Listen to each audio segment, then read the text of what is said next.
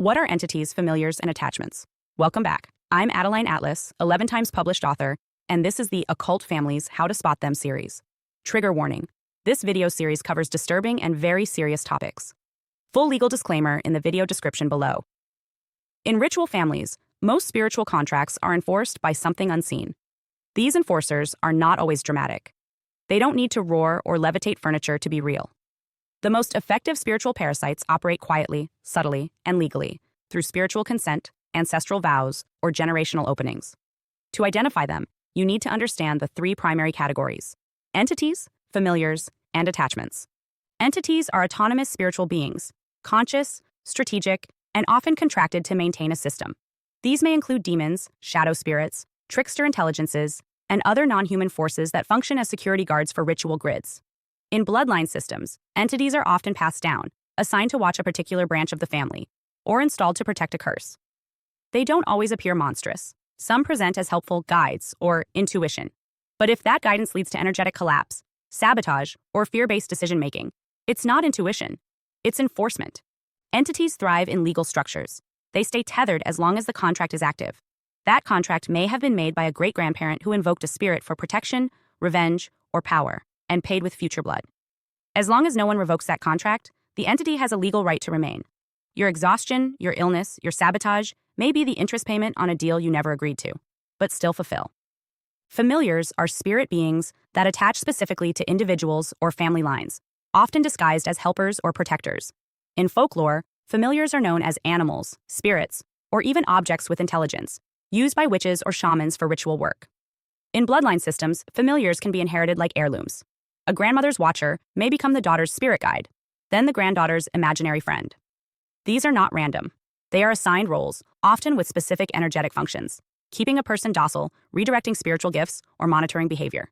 The danger of familiars lies in their familiarity. They mimic comfort. They whisper in the voice you trust. They give just enough psychic feedback to seem useful, while silently reinforcing the original contract. Many gifted children in occult families report hearing voices, seeing helpers, or having invisible friends who told them what to do. This isn't always mental illness. It's often a sign that the child was already marked, already assigned a handler. Attachments are lower-level parasitic energies that cling to the aura and feed on trauma, fear, or emotional chaos. Unlike entities, which are often contractual, or familiars, which are assigned, attachments can be picked up circumstantially, after ritual exposure, sexual trauma, drug use, violent environments, or astral interference. Attachments don't just follow people. They embed into energetic weaknesses, like a virus hiding in a wound. In ritual families, attachments are often the first layer. They create chaos, open vulnerabilities, and set the stage for deeper possession.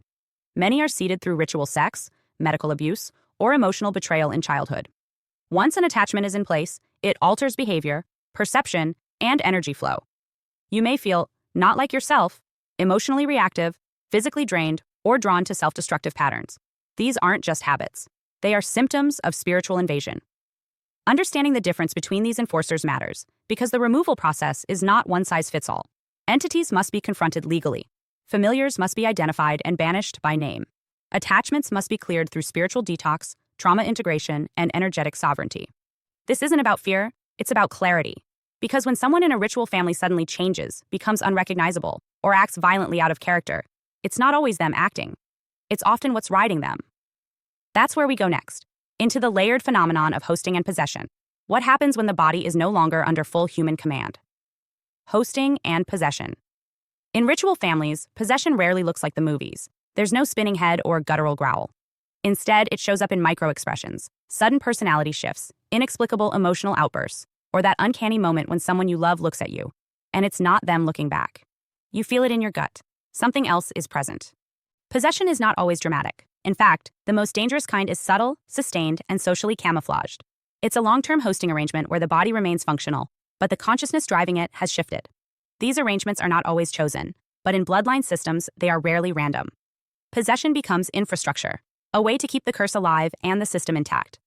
There are two primary layers of this phenomenon: hosting and full possession. Hosting is the most common form, when a spiritual entity lives inside or alongside a human without fully taking over. The person still functions, still appears normal, but their reactions are altered, their emotions are amplified or numbed, and their decisions start to reflect something foreign. You'll notice moments of sudden rage, disassociation, or intrusive behavior that seems disconnected from reality. The host may even hear internal instructions, voices that sound like intuition, but consistently lead to sabotage, conflict, or shame. In ritual bloodlines, hosting often begins in childhood. A child experiences abuse or trauma that creates an opening. An entity, often one tied to the family line, enters and settles in. Over time, the host becomes the personality. The original self may remain buried but unreachable. That's why you can't talk sense into someone who's being hosted. Their behavior isn't rooted in logic, it's enforced by spiritual programming. Full possession happens when the human consciousness has either vacated or been completely overridden. This is rarer but deeply destabilizing. It can occur during ritual, during extreme trauma, or in moments of total energetic collapse. The possessed person may black out, lose memory, speak in unfamiliar voices, or act with strength, skill, or knowledge they don't normally have. In families where ritual is normalized, possession is sometimes used as a channeling tool, celebrated as divine connection. But what's actually occurring is a temporary or permanent surrender of sovereignty. Possession is often rotational. That means multiple spirits may move through one person, especially during specific lunar phases, holidays, or trauma anniversaries. These spirits have contracts. They come with assignments. Some are watchers, some are punishers. Some are used to block love, success, or spiritual growth, not just for the host, but for anyone who interacts with them. That's why you may feel physically ill, emotionally drained, or spiritually violated after spending time with a family member who's hosting. You weren't engaging with the human. You were engaging with the entity riding them. And those entities feed on attention, reaction, conflict, and proximity. The more you try to fix, help, or argue, the more energy they absorb. One of the hardest truths for survivors of ritual families is this: some people you love are no longer fully there. They have been fragmented, overridden, or spiritually hijacked for so long that the original self has gone quiet. This doesn't mean there's no hope, but it does mean you can't treat them like they're operating with full agency. You're dealing with a system, one designed to protect itself. Recognizing possession is not judgment, it's discernment. When you can name it, you stop personalizing the attacks. You stop trying to negotiate with a presence that was never yours to manage. And you start reclaiming the energy you've been losing to spirits that never had a right to it. Next, we'll examine how these spirits are assigned across generations, through what are known as bloodline familiars and watchers, the hidden custodians of family-level control. Bloodline spirits. Not all spirits enter randomly. In ritual families, many spirits are assigned at birth. These are known as bloodline familiars or watchers, entities bound to specific family lines with specific roles. They operate like spiritual handlers, monitoring, influencing, and sometimes controlling the trajectory of individuals within the bloodline. These spirits are not attached because of personal decisions made in this lifetime. They are inherited, passed down just like DNA, heirlooms, or surnames. A bloodline familiar is a spirit that lives alongside a family system for generations. Some are intentionally summoned through ritual. Others arrive through unbroken contracts made by ancestors. They're often described as protective, but that protection is conditional. The spirit protects the system, not the individual. If a family member deviates from the assigned path, the familiar may punish or redirect them back into alignment. Hi, I'm Adeline Atlas, 11 times published author, and what you just watched is part of my signature program, the Chosen One series inside School of Soul. This series is not just a course, it's a blueprint for those who know they were different from the start: the black sheep, the scapegoat, the truth teller, the cycle breaker. Inside, you'll discover the family roles playbook, the golden child, the scapegoat, the enabler, the lost child, and how to finally step out of the part you were cast in without consent. How the black sheep becomes the goat, turning rejection into radical transformation in leadership. How to break generational curses and rewrite ancestral contracts so the pain stops with you.